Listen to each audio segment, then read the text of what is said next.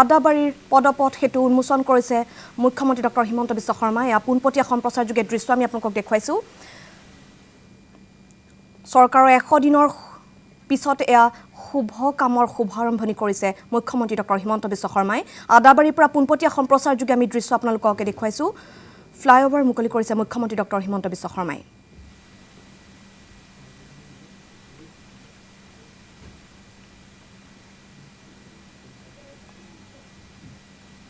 আৰু গুৱাহাটীত 3খনকৈ ফুটব্ৰিজ মুকলিৰে চৰকাৰৰ 100 দিনৰ শুভ কামৰ শুভাৰম্ভণি আমি বৰিপাৰাৰ পৰা পোনপটীয়া সম্প্ৰচাৰযোগে দেখুৱাইছোঁ। ফুটব্ৰিজ মুকলি কৰিছে মুখ্যমন্ত্ৰী ডক্টৰ হিমন্ত বিশ্ব শৰ্মাই। গুৱাহাটীৰ আধুনিকীকৰণৰ দিশত আৰু এটা খোজ চৰকাৰৰ।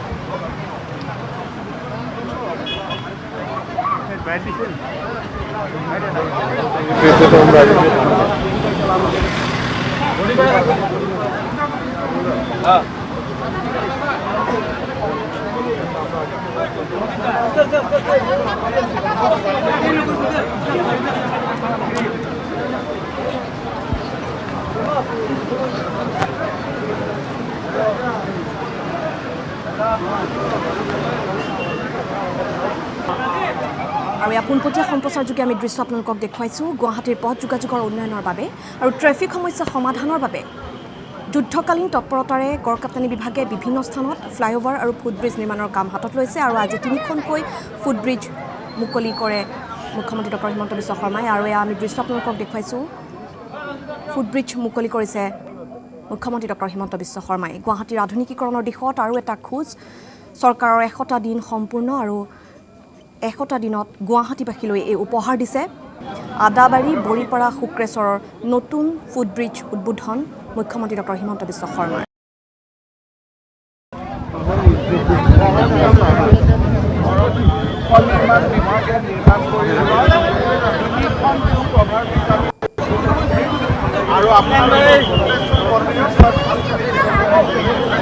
যে আমাৰ 3খন হ'ব, আদাবাৰীত 2খন, শুক্লেশ্বৰত 1খন, 10খনৰ কাম আমি হাতত লৈছিলোঁ। আজি আমাৰ শেষ হৈ যাব গোটেইকেইখন। আৰু আমি এতিয়া এটা প্লেন কৰিছিলোঁ, চিৰিয়াখানাৰ সন্মুখত এটা সম্ভৱ হয় নেকি, আৰু পল্টন বজাৰ ASTCৰ যিটো চেণ্টাৰ আছে, ৰেলৱে চেণ্টাৰ, তাৰ পৰা ফুটপাথৰ ইফালে আহি কৰিব পাৰি নেকি, দুটা আমি ছাৰ্ভে কৰি আছোঁ। আছে নেকি, কৰি দিম। হ'ব।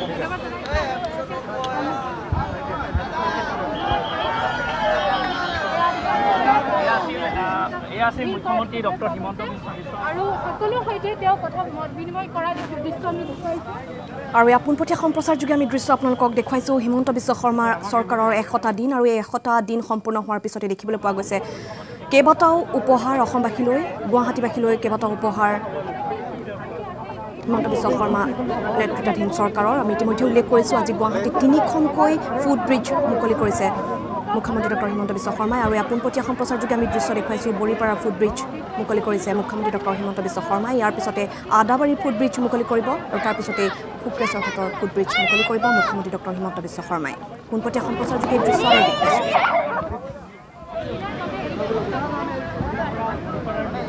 আপুনি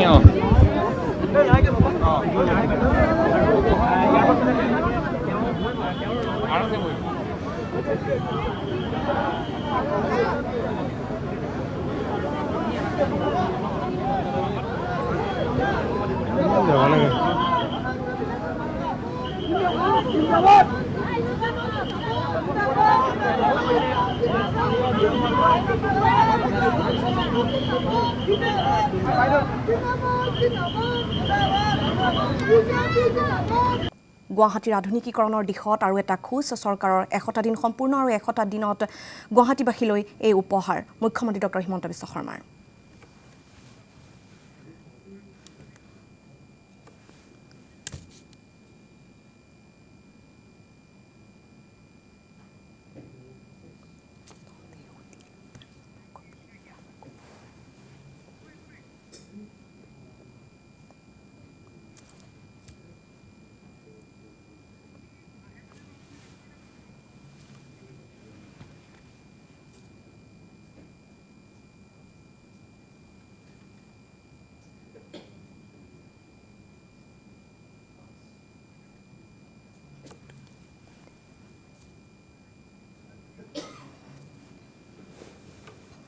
চৰকাৰৰ 100টা দিন আৰু 100টা দিনত গুৱাহাটীবাসীলৈ এই উপহাৰ আজি 3খনকৈ ফুটব্ৰিজ মুকলি মুখ্যমন্ত্ৰী ডক্টৰ হিমন্ত বিশ্ব শৰ্মাৰ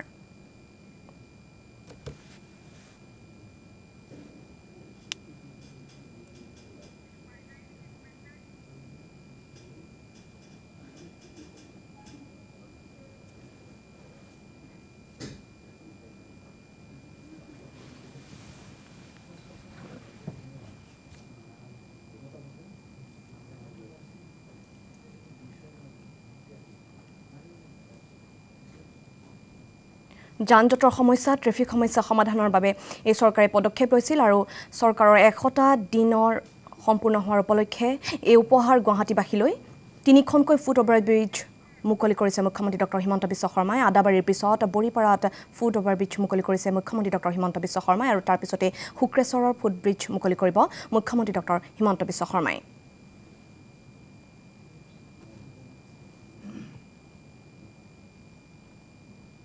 ডক্টৰ হিমন্ত বিশ্ব শৰ্মা চৰকাৰৰ 100 দিন সম্পূৰ্ণ হোৱা উপলক্ষে এই উপহাৰ গুৱাহাটীবাসীলৈ গুৱাহাটীৰ পথ যোগাযোগৰ উন্নয়নৰ বাবে আৰু ট্ৰেফিক সমস্যা সমাধানৰ বাবে যুদ্ধকালীন তৎপৰতাৰে গড়কাপ্তানি বিভাগে বিভিন্ন স্থানত ফ্লাইঅভাৰ আৰু ফুটব্ৰিজ নিৰ্মাণৰ কাম হাতত লৈছে আৰু আজিৰ দিনটো দেখিবলৈ পোৱা গৈছে যেহেতু চৰকাৰৰ 100টা দিন সম্পূৰ্ণ হৈছে আজি 3খনকৈ ফুটব্ৰিজ মুকলি কৰিছে মুখ্যমন্ত্ৰী ডক্টৰ হিমন্ত বিশ্ব শৰ্মাই গুৱাহাটীবাসীলৈ এই উপহাৰ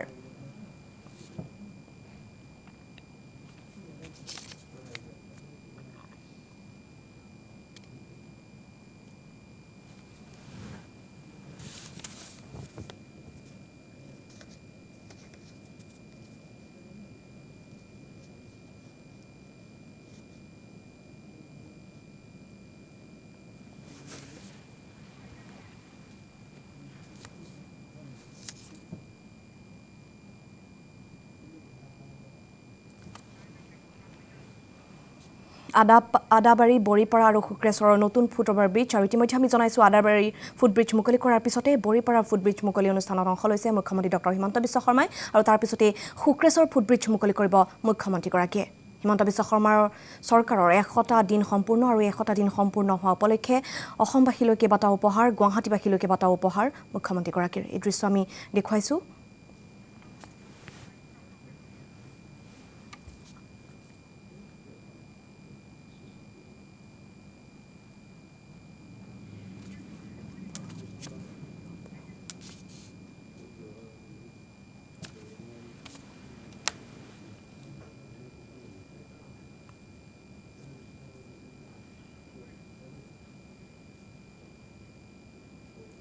মুখ্যমন্ত্ৰী ডক্টৰ হিমন্ত বিশ্ব শৰ্মাই উদ্বোধন কৰে আদাবাৰী বৰিপাৰা আৰু শুক্ৰেশ্বৰৰ 3খন পদপথ সেতু ডক্টৰ হিমন্ত বিশ্ব শৰ্মা চৰকাৰৰ 100 দিন সম্পূৰ্ণ হোৱা উপলক্ষে এই উপহাৰ গুৱাহাটীবাসীলৈ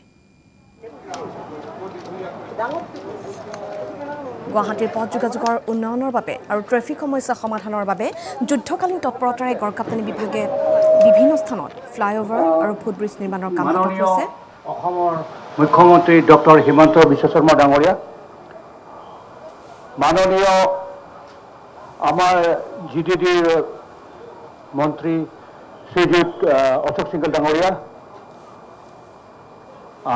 আমাৰ গুৱাহাটীৰ সাংসদ বাইদেউ শ্ৰী কুইনুজা বাইদেউ অসমৰ আমাৰ গুৱাহাটীৰ বিধায়ক শ্ৰীযুত সিদ্ধাৰ্থ শৰ্মা ডাঙৰীয়া আজি আমি এই গুৱাহাটী মহানগৰীত আমাৰ এই চৰকাৰৰ 100 বছৰৰ সময়ত 3টা FOB আমাৰ গুৱাহাটীত নগৰবাসীৰ কাৰণে আমি আজি উন্মোচন কৰিছোঁ আজি আমাৰ মিটিং হোৱাৰ কথা নাছিলে ছাৰে আমাৰ গোটেই আমাৰ ছাৰে আমাক প্ৰেছ মিটিং কথা কৈছে গতিকে আমি আজি প্ৰেছ মিটিং শুৰু কৰি দিওঁ থেংক ইউ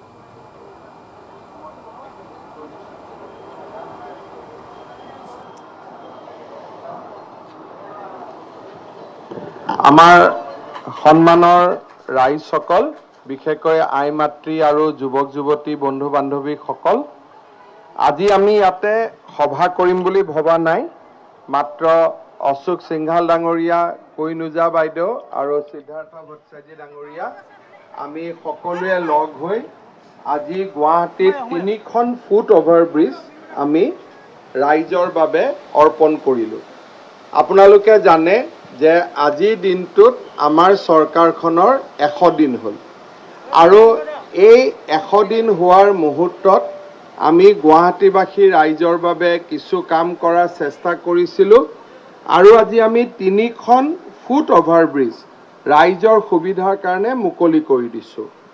প্ৰথমতে আমি 28 মিটাৰ দৈৰ্ঘ্যৰ আদাবাৰী আৰু এটি ৰোডৰ মাজত আমি এখন পদসেতু ৰাইজৰ বাবে মুকলি কৰি দিছোঁ।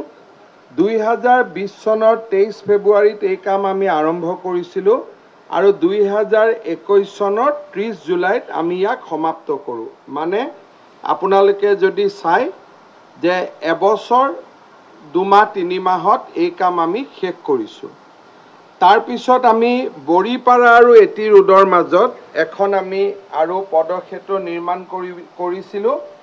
সেইখনো 2020 চনৰ 23 ফেব্ৰুৱাৰীত আমি আৰম্ভ কৰিছিলোঁ আৰু 2021 চনৰ 30 জুলাইত আমি ইয়াক শেষ কৰিছোঁ। এইখনত আমি 9.70 কোটি টকা খৰচ কৰিছিলোঁ। শুক্লেশ্বৰ মন্দিৰৰ এই পদসেতু ইয়াত আমি এস্কালেটৰ লগাব পৰা নাই জাগাৰ অসুবিধাৰ কাৰণে। তথাপিতো আমাৰ বয়োজ্যেষ্ঠ লোকসকল উঠিব পৰাকৈ আমি লিফ্টৰ ব্যৱস্থা কৰিছোঁ আৰু লিফ্টৰ সৈতে সুন্দৰ কৰি নিৰ্মাণ উলিওৱা এই পদসেতুখনৰ কাম আমি 2020 চনৰ 5 জুনত আৰম্ভ কৰিছিলোঁ আৰু একজেক্টলি আমি 13 মাহত অৰ্থাৎ 31 জুলাইত ইয়াৰ নিৰ্মাণ কাৰ্য শেষ কৰিছিলোঁ আৰু এইখন কৰিব যাওঁতে আমি 7,98,00,000 টকা খৰচ কৰিছিলোঁ। ইয়াৰ আগতে আমি সকলোৱে জানো যে শুক্লেশ্বৰ মন্দিৰত আমাৰ আৰু এখন পদসেতু আছিলে আৰু আমাৰ ৰাইজে যথেষ্ট কষ্ট কৰি সেই পদসেতুখন নিৰ্মাণ কৰিছিল। আজি মই তেখেতসকলকো ধন্যবাদ জনাইছোঁ আৰু তেখেতসকলৰ প্ৰচেষ্টাকো মই আজিৰ এই দিনটোত শলাগ লৈছোঁ। আমাৰ গুৱাহাটীত আমি বহুত কাম কৰি আছোঁ। পুৰণা ডিচি কোৰ্টৰ যিটো নিৰ্মাণ কাম আছিল সুন্দৰ কৰি তাক আমি বনাইছোঁ। অহা 3-4 মাহত তাক আমি মুকলি কৰি দিম। লাহে লাহে আমি ডিজিপি অফিচ, ডিজিপিৰ বাংলো, কমিশনাৰ পুলিচ বাংলো এই গোটেইবিলাক আমি লৈ তাক ৰাইজৰ বাবে মুকলি কৰি দিম যাতে ৰাইজে পদুম পুখুৰী গোটেইখিনি চাব পাৰে আৰু ৰাইজৰ সম্পত্তি হৈ যায়। সেই কামো আমি এই বছৰতে লাহে লাহেকৈ আমি আৰম্ভ কৰিম। আমাৰ গুৱাহাটীত কেইদিনমান আগতে আমি পাণবজাৰৰ মহেন্দ্ৰ মোহন চৌধুৰী চিকিৎসালয়ত 240খন গাড়ী ৰাখিব পৰা এটা পাৰ্কিং কৰিছোঁ আৰু আপোনালোকে দেখিছে মালিগাঁৱত অভাৰব্ৰিজ হৈ আছে, চানমাৰীত আমাৰ চাৰাভাটিত অভাৰব্ৰিজ হৈ আছে, ছুপাৰ মাৰ্কেটত অভাৰব্ৰিজ হৈ আছে।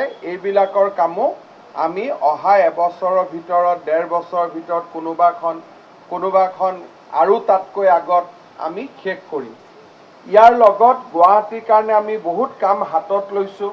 ফাঁচী বজাৰৰ যিখন জেল আছিল তাতে আমি এটা খুব ধুনীয়া বটানিকেল গাৰ্ডেন এখন বনোৱাৰ কাম হাতত লৈছোঁ আৰু এনেকুৱা এখন এতিয়া ফুট অভাৰব্ৰিজ আমাৰ ফাঁচী বজাৰৰ বাছ ষ্টেণ্ডৰ পৰা LIC বিল্ডিঙৰ মাজৰ সেই জাগাটোতো হ'ব যাতে ৰাইজে আমাৰ অসুবিধা ভোগ নকৰাকৈ তাতো আমাৰ পদপথে ওপৰ দিয়ে ফুটপাথৰ 2টা অংশ পাৰ হ'ব পাৰে। আপোনালোকে আমাক আশীৰ্বাদ দি থাকিব আৰু আমি যিমান পাৰোঁ আমিও ভাল কাম কৰি গৈ থাকিবৰ বাবে চেষ্টা কৰিম। সকলোকে পুনৰ এবাৰ ধন্যবাদ জনালোঁ। বহুত বহুত ধন্যবাদ।